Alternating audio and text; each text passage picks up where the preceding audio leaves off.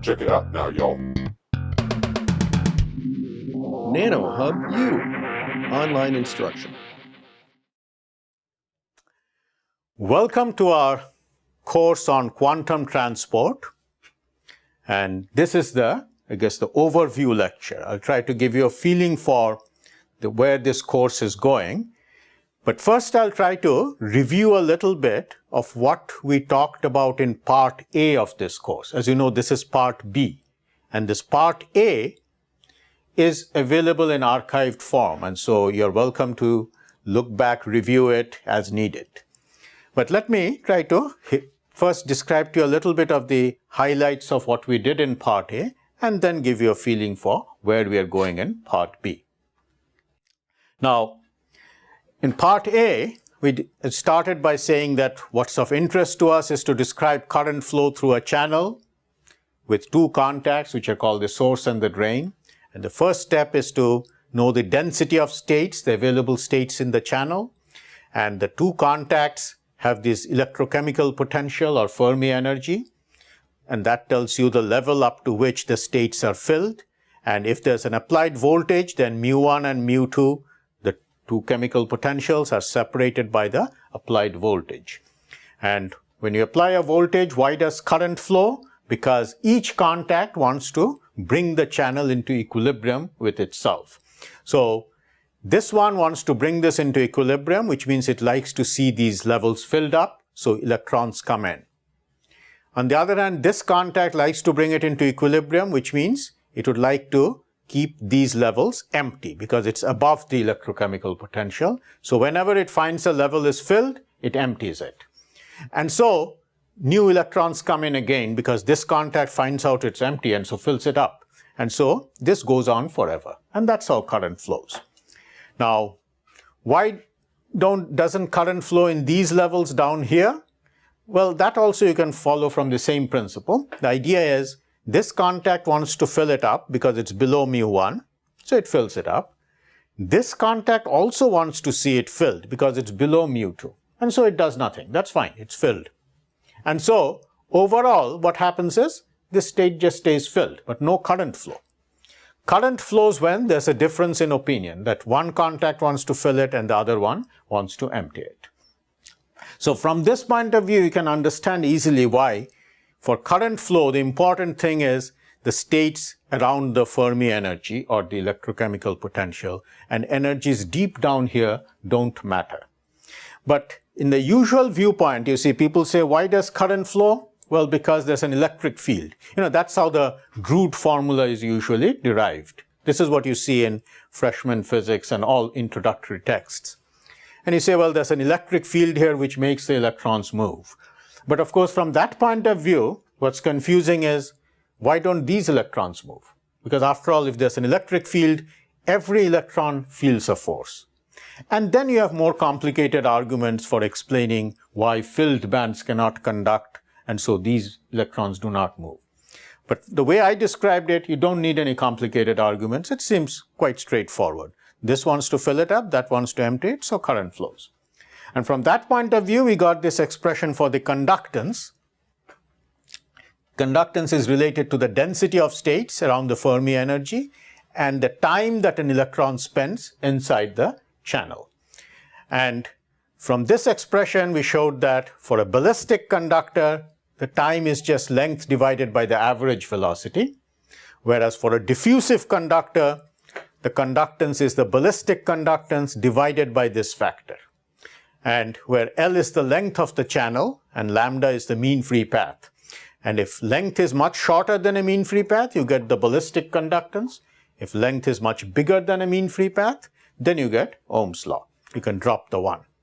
So from this point of view, ballistic and diffusive conductors are all part of the same story. Like it's not like ballistic is one thing, diffusive is another. They're all connected.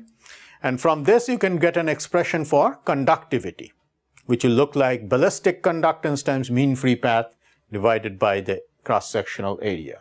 So conductivity is the product of two things, ballistic conductance per unit area and the mean free path. And what we do in units 1 and 2 of part A is to, discuss this viewpoint and connect it to the root formula and show why they generally agree in some cases at least. And we point out the cases where this may be difficult to apply, but this still gives you a general way of doing it. Another important result that comes out of this is this concept of quantized conductance, that ballistic conductors with a small cross section show this quantized conductance, and this leads to this concept of number of modes, which is like density of states times velocity. And these are all things we discuss in, I guess, units 1 and 2 of part A. After that, we get on to a more important conceptual issue, and that is that if you look at the resistance that you are getting, this is the conductance. If you invert it, you get the resistance. So G becomes R, GB becomes RB. And if you look at the resistance, it's like the sum of a part that's independent of the length and a part that is proportional to the length. So that's fine. That's what we had done in the first 2 units.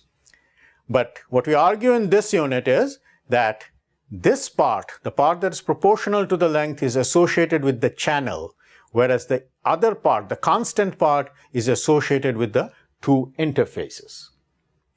Now, this actually is a very important conceptual point that raises a lot of issues and discussion, because in people's mind, whenever there's a resistance, there's a corresponding Joule heating, the I squared R or V times I. And if you look at the heating associated with this resistance, the point is the heating is everywhere. And so if you say the resistance occurs wherever the heat is dissipated, then you'd get very wrong answers, because then you'd find heating everywhere, so that will tell you the resistance is everywhere. And yet, of course, intuitively you feel that the resistance is associated with whatever causes it. So for example, if we had a hole in the middle of the channel, intuition tells you that's where the resistance is. It would increase the resistance a lot, and you'd say, well, that's where it is. But the heating associated with it is not necessarily there, because this is a hole, so there's no atoms there to take the heat away. The way heating occurs is electrons give up their energy to the atoms start jiggling, and that's what shows up as heat. So if you have a hole, there are no atoms to jiggle, no atoms to take away the heat. So the heating appears elsewhere. So in order to, I guess, justify why the resistance is right there, it's clear that you cannot associate it with the heating. You have to look at something else. So what you look at is this voltage drop. And that's what we talk about in Unit 3. So the idea is that this is a series circuit, same current everywhere. And so if you want to know where the resistance is, you should look at how the voltage changes. And that raises the question of what you mean by voltage. And often people think, when you say voltage, they think of the electrostatic potential, the one associated with an electric field. But the important thing to keep in mind is that the correct voltage is actually the electrochemical potential. This mu1 and mu2, and the question is how it changes in between. And what we argue is that it actually changes in a way that is consistent with this picture for resistances. Namely, there's a drop right near one interface, another drop at the other interface, and a drop in the middle associated with the hole. And you can see this if you think of electrochemical potential as the degree of filling of the states. Because then you can see that when electrons come in here, they tend to keep these states filled. Because there's a hole, most of them turn around, they don't get to this side. And so right after the hole, the states are not filled very much. And that's why the chemical potential drops. Kind of like on a highway, if you approach a construction zone, there's a traffic jam before it, but right after that, the road is empty. And this also leads to this concept of quasi-Fermi levels. We say that this electrochemical potential is actually that we have drawn is the average of two quasi-Fermi levels. One that describes the occupation of right-moving states, and the other that describes the occupation of left-moving states. And I guess what we had drawn earlier was the average of the two. Now, next in, Unit 4, we talk about this relationship between heat and electricity. We talk about thermoelectricity and thermoelectric devices. But one important conceptual point I try to make there is, you see, I said that the heat associated with the resistance, occurs all over the place. And a very useful idealization that's widely used in dealing with nano devices is this concept of an elastic resistor, where what you assume is that an electron in going through the channel does not dissipate any heat at all. And all the heat occurs in the two contacts. So that's an idealization. In practice, of course, there's good experimental evidence that a lot of the heating is actually in the contacts. But in practice, of course, there would be a little bit in the channel as well. And the idealization is to say, let's neglect that. We'll say that everything occurs in the contact. And that leads to an enormous simplification. And that is because, you see, this heat dissipation process is very different from mechanical processes that we are generally familiar with. That normally we think, well, what makes something flow or go from one state to another? It's a force. That's mechanics. Heat, on the other hand, doesn't flow because of a force. It flows, it is entropy driven. And these are the concepts that we talked about in Unit 4. And entropy driven processes kind of involve energy going from one degree of freedom or one state into many states. And that's why it's usually irreversible. It can go from one to many, but not so easily from many to one. Now, and what makes transport so complicated is that usually mechanical processes and thermodynamic processes are all mixed up. And in nano devices, as I mentioned, you can use this idealization of this elastic resistor. The idea that mechanics is that what in the channel it's all mechanics, in the contacts is thermodynamics, and that leads to an enormous simplification. So you get this simple expression for currents, which is proportional to F1 minus F2. And this is widely used for nano devices and seems to give a very good description of what is observed. Now, could you apply it to long resistors? And the answer is, what I have argued is, that you could think of long resistors as lots of elastic resistors in series. And this picture we show provides a nice approximate physical picture overall, but also it agrees with the rigorous theory for low bias. So it gives you all the standard answers you get from rigorous theory. This simple picture. See? Now, what's the rigorous theory? Well, the rigorous theory is based on, you see, mechanics. In the semi-classical picture, mechanics is described by Newton's law. Then you have all these entropy-driven processes. And what Boltzmann, that's him, what Boltzmann showed us in the 19th century was how to put it all together in this Boltzmann equation. And so for semi-classical transport, that's usually the benchmark, the gold standard. And what we did in part A was we talked about different results, all of which agree with this rigorous theory, are benchmarked against what you'd get from Boltzmann equation. What we're going to do here in part B is the quantum version of that. And the quantum version is, instead of the Newton's law, you have the Schrödinger equation, but then you have to add the entropic processes to it, and that's what this non-equilibrium Green function method does. So that's what this course is about, the part B. And we start in Unit 1 by talking a little bit about the Schrödinger equation, which is the mechanics part of it.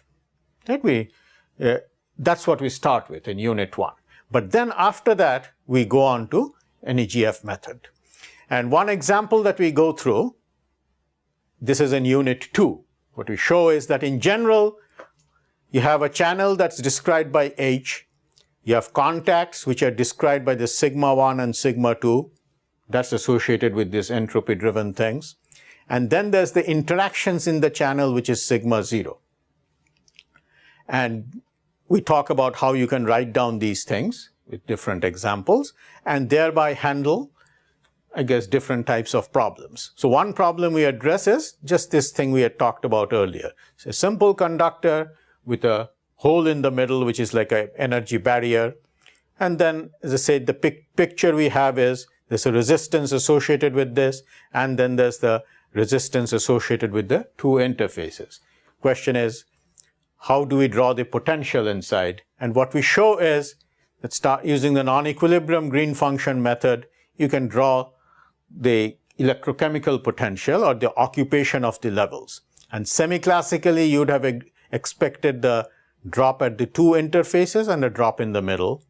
When you use the quantum method, if you do not include any interaction processes in the middle, then you have what you call a coherent theory, and then you get all these oscillations. And these oscillations are because of standing waves and interference, quantum interference. Now, the power of the non-equilibrium Green's function method is it allows you to put in interaction processes as well. Because in practice, when an electron is going through the solid, coherent theory means you assume that the solid is frozen, the lattice is frozen, and so the electron cannot exchange any energy with the lattice. What it could do as it goes along, though, is what it sees is the lattice vibrating. So it is kind of looks like a tornado going on. And so the electron, as it goes through, it interacts with that. Its phase gets destroyed in the process. And all that needs to be included through the sigma 0 in order to connect with actual experiments.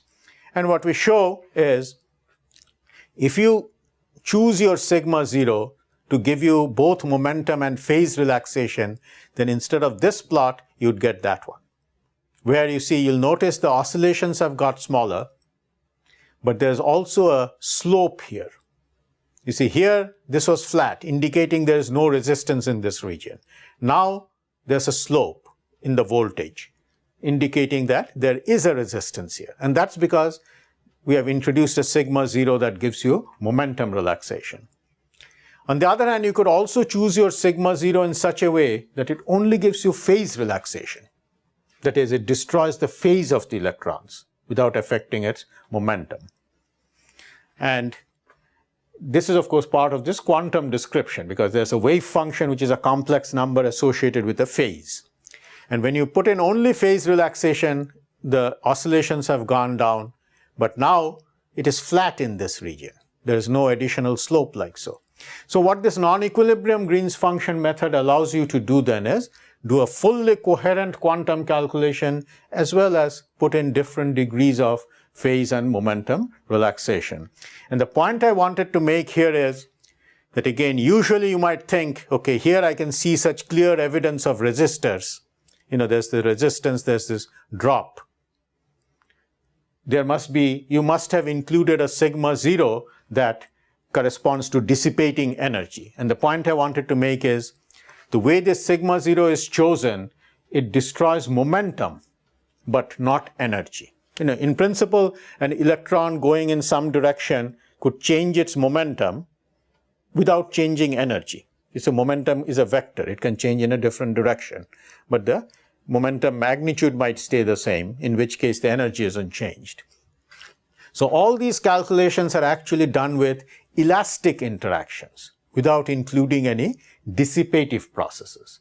And this goes against the general paradigm that people have in transport, because generally people think that anytime you talk about resistance, you need to include dissipation.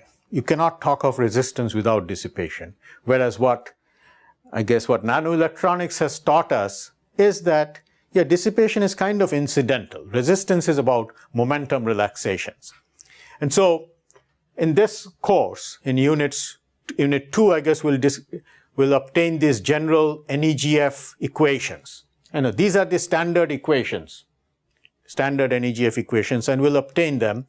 But in our discussion, we won't be using the dissipative part at all to start with. It is all the two contacts and the interactions in the channel, but these are also elastic interactions, which makes the treatment much simpler. See? But the common belief is, of course, dissipation is the essential physics, contacts, etc. were the unimportant details. Now, this was before 1990. Once mesoscopic physics came along, people said that, well, yeah, it's not an unimportant detail, but it's an additional detail. But the perspective I advocate, or I guess what I'm trying to tell you here is, the new perspective is more like that this is the essential physics. It's the sigma zeros, sigma 1, sigma 2, these contacts and the elastic interactions. That's the essential physics. And the dissipation is more like an additional detail that comes later. And of course, in the usual theory, because people think of this as being the important thing, in the standard derivation of NEGF, which some of the advanced students may be familiar with, they have to use this very advanced formalism of many-body perturbation theory, because dissipation means how electrons give up their energy to the phonons and other entities, and that involves these many-body interactions.